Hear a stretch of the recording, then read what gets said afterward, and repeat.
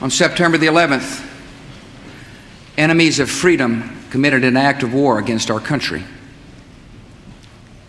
Americans have known wars, but for the past 136 years, they have been wars on foreign soil, except for one Sunday in 1941. Americans have known the casualties of war, but not at the center of a great city on a peaceful morning.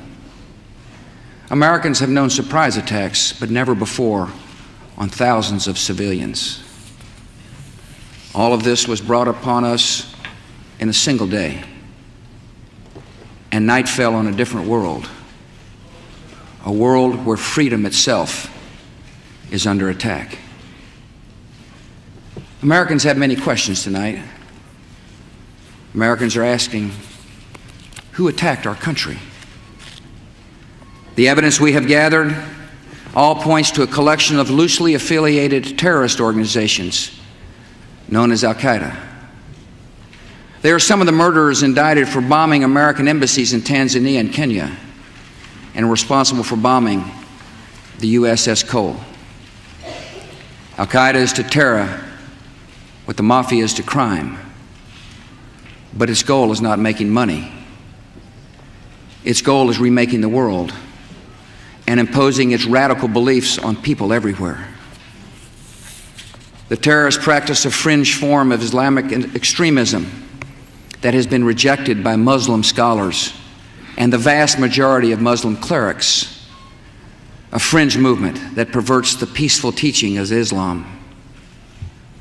The terrorist directive commands them to kill Christians and Jews, to kill all Americans, and make no distinctions among military and civilians, including women and children. This group and its leader, a person named Osama bin Laden, are linked to many other organizations in different countries, including the Egyptian Islamic Jihad and the Islamic movement of Uzbekistan. There are thousands of these terrorists in more than 60 countries. They are recruited from their own nations and neighborhoods and brought to camps in places like Afghanistan, where they are trained in the tactics of terror.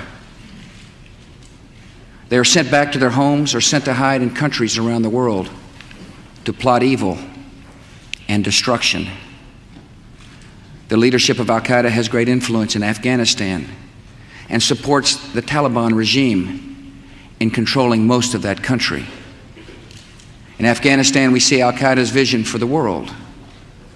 Afghanistan's people have been brutalized. Many are starving, and many have fled.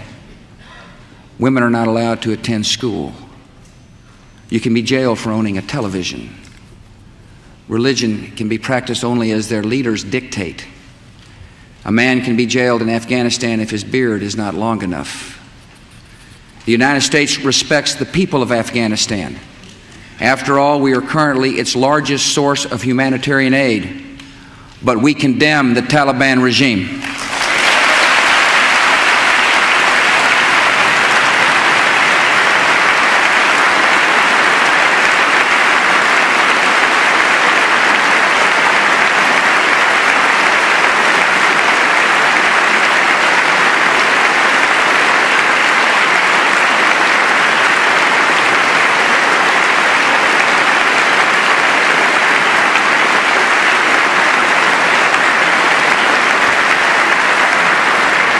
It is not only repressing its own people, it is threatening people everywhere by sponsoring and sheltering and supplying terrorists.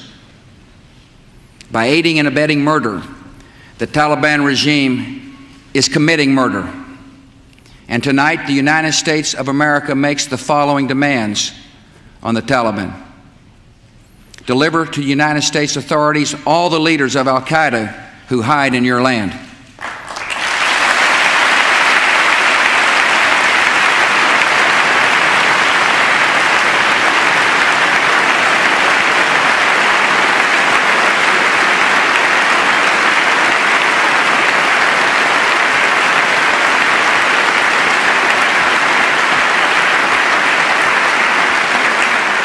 Release all foreign nationals including American citizens you have unjustly imprisoned. Protect foreign journalists, diplomats, and aid workers in your country.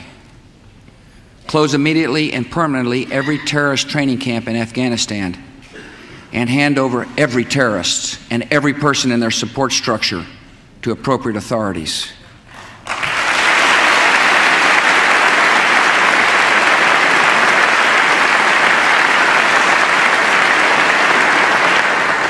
Give the United States full access to terrorist training camps so we can make sure they are no longer operating. These demands are not open to negotiation or discussion.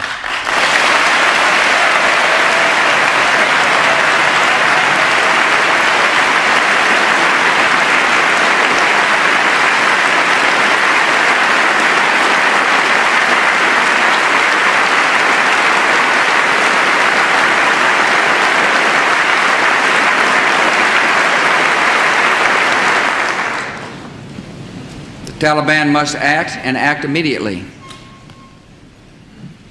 They will hand over the terrorists, or they will share in their fate. I also want to speak tonight directly to Muslims throughout the world. We respect your faith.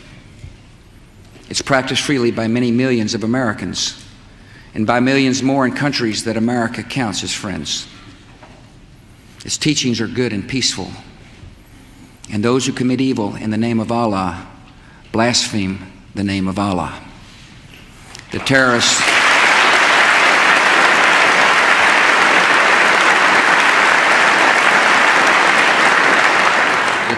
are traitors to their own faith, trying in effect to hijack Islam itself. The enemy of America is not our many Muslim friends. It is not our many Arab friends. Our enemy is a radical network of terrorists and every government that supports them.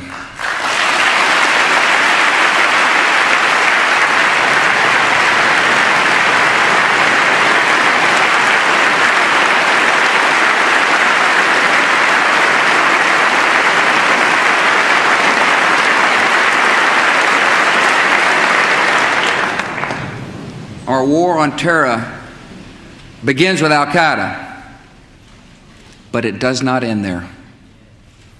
It will not end until every terrorist group of global reach has been found, stopped, and defeated.